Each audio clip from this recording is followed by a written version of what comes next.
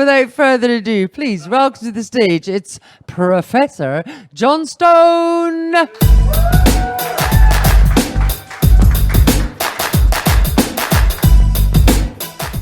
Smugness, that is the best intro I've ever had, thank you. Although someone once did say that I was the tallest neurologist in Britain, so maybe that was the second best. So, lovely to be here, and I'm Jon Stone. I'm a neurologist here in Edinburgh. I wanted to do this slot to lift the lid on a condition called FND, Functional Neurological Disorder, which I've been doing research in for the last 20 years. People often think, if I tell people what I do at parties, they often think I'm a brain surgeon, and then are really disappointed to find out that I just don't do that. Neurologists see people with neurological symptoms like seizures and paralysis and tremor, and we try and work out what's wrong. And people have conditions like epilepsy and MS and Parkinson's, which most people have heard of. But what you probably have never heard of is that there's a condition called FND, which is one of a range of functional disorders that's actually the second commonest reason to see me as a neurologist.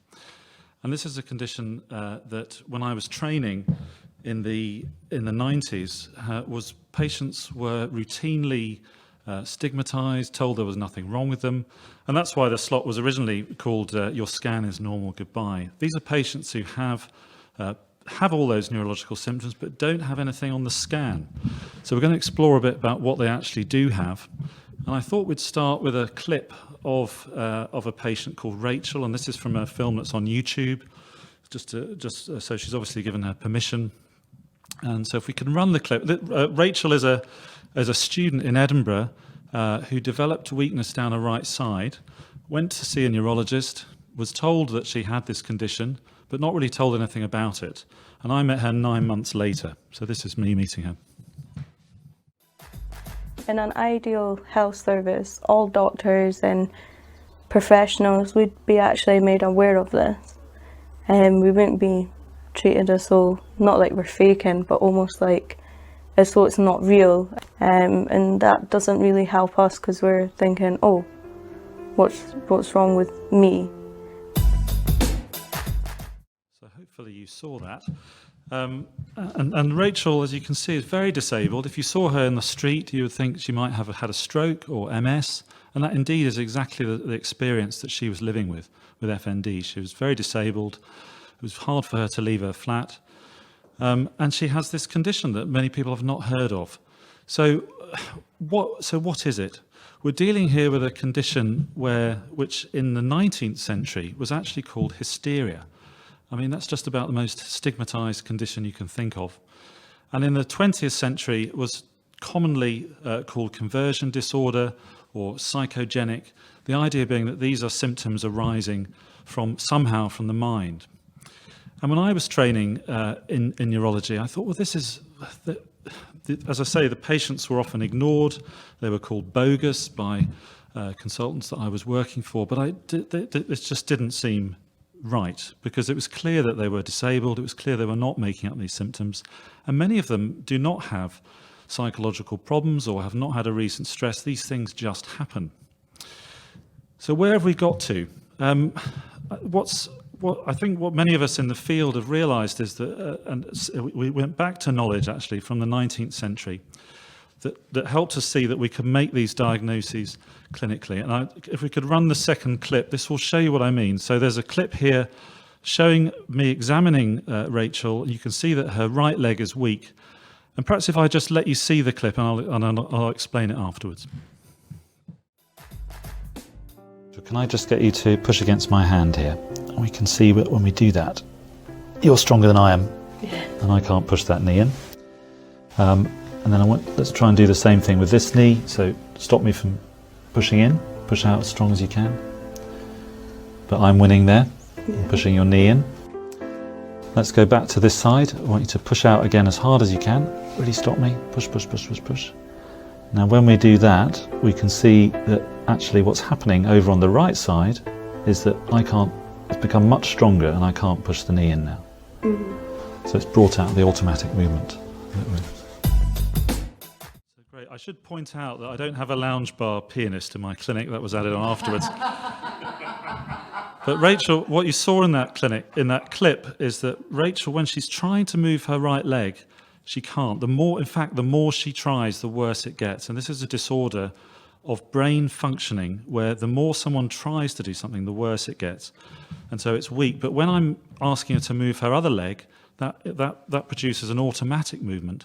And it shows me that the movement can come back to normal. So what that's telling me, and telling Rachel, is that there's a problem with the functioning of her nervous system, a problem with the software, but not the hardware. And that's why she's weak.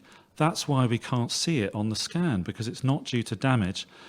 It's a bit like if your computer has a software problem, you don't open up the back of your computer and expect to see the problem. The problem is in the way that the programs are running. So it's a really common condition, and what we've been discovering through thinking about it much more carefully and seriously with a group of international researchers now, is that this is a disorder that matches up very well to what we know about the brain, which is basically this sort of potato in our head. What's it doing? Our brain is predicting the outside world. In fact, when you're playing tennis, you don't really react to the ball as it's hit. You actually anticipate and predict roughly where the ball's going to be. And you're actually doing that all the time with what you see and feel and touch. If I lift this up, I know roughly how heavy it's going to be. And that's probably a lot of what's going wrong in FND. Patients' brains are predicting things that are not correct. They're predicting that their legs are weak. They're predicting that they're going to have a seizure. And other functional disorders like fibromyalgia, patients are having a lot of pain because volume knobs are turned up in their nervous system. So there is obviously more to it. But we're now at a position, happily, where we have patient organisations for the first time which are doing a great job. We have multi-centre UK treatment trials for this condition. And so I hope it's a condition that you're going to hear a lot more about. And happy to take questions on FND and other functional disorders. Thanks very much. Well, that's bloody lucky that you're happy to take questions, because I've got some. Yes, no, we have questions are firing in. So how common is a misdiagnosis of FND, and how commonly does spontaneous remission occur? Yeah, so this is it's interesting. When I started out in this area, there were several excuses that I think that doctors had for not being interested in them. One was the idea that that this is a condition you shouldn't diagnose because there's nothing to see on the scan. How do you know this person hasn't actually got a bit of MS or something brewing? And what studies have shown is that if you follow people up with this diagnosis, yes, sometimes doctors get it wrong. Unfortunately, we get it wrong, but for all conditions. And there are some patients who have a diagnosis of FND and it turns out to be wrong, but it's small. It's less than 2 or 3%. That actually happens the other way around too. I have patients I have a lady who was diagnosed with MS for 10 years, was in a wheelchair, but it turned out she didn't have MS. She had FND. And so she'd been missing out on potential treatment that could have helped her with that condition. Wow. So it happens in both directions. And obviously we don't want to misdiagnose anyone. But yeah. This is actually a question. How do you differentiate FND from factitious disorder or malingering? Yes, well, that is your number 2 excuse that doctors have had over the years. So the first excuse was, oh well, we can't be sure, so we just won't make a diagnosis. I've shown you some of the signs that help you to be more confident. And the other excuse, pretty common in neurologists, I have to say, at least in the past, was, oh well, this probably is a patient who doesn't really have anything wrong. They're probably just exaggerating, and we shouldn't turn it into a problem. All I can tell you about that is that all the people that work in this field are sure that their patients are not malingering and factitious. There's a whole range of evidence from functional brain scans, neurophysiology, things like putting a group of patients in a randomized trial, and the patients who have the more active treatment do better. That doesn't make sense for a condition where people are making something up. So that's a very tricky one, because these signs I've shown you would be similar in someone pretending, and that's really one of the main reasons this problem has stayed so hidden over the years. Can FND affect higher level functions? Yes, absolutely. So I've only talked about seizures and paralysis, but you can have memory symptoms. I have patients who present as if they have dementia. I have patients who present with severe amnesia, the kind of amnesia that you see in films, for example, where someone loses 20 years of your life. That really only happens in FND. So conditions, other brain conditions don't give you that sort of sudden block of memory loss. So those sort of things are rare, but everyday memory problems are really common in FND. People who, it's not just a case of going upstairs and forgetting why you're there, but it's doing it non-stop and to the point where you can't read a book or can't follow a TV program. This is fascinating. So many questions. Do you know if the prevalence of FND is similar in low and middle income countries? Yes, we know a bit about that. We need more research, but there was a big World Health Organized a WHO study some years ago, and I think the take-home message from that is it's probably the same prevalence all over the world. So having been lucky enough to meet neurologists working in rural Tanzania, they tell me that it's one of the commonest things they see as well. So I think one of the myths about this condition is that people only get these symptoms because because it was the 19th century or because they're not educated or because they're poor. I think the evidence suggests this is a condition that affects anyone and is just as common now as it was then, just as common in Scotland as it is in rural Tanzania. And should it be considered a mental illness? Well, I am not a dualist. So a dualist would think that the mind and the brain are separate things. I just don't. It's one thing in our heads, and one of the reasons we're in this mess is because of this idea that we have a mind and a brain. So this is a disorder that I sometimes describe as being at the interface between neurology and psychiatry, but really we shouldn't really have a neurology. We shouldn't have a psychiatry because it's all one organ. We don't have different specialists for your heart, whether it's doing the pumping bit or whether it's the electrical bit, it's just one organ. And that leads on to a question, actually. Can you talk about the treatment for FND, psychiatric or psychological therapies?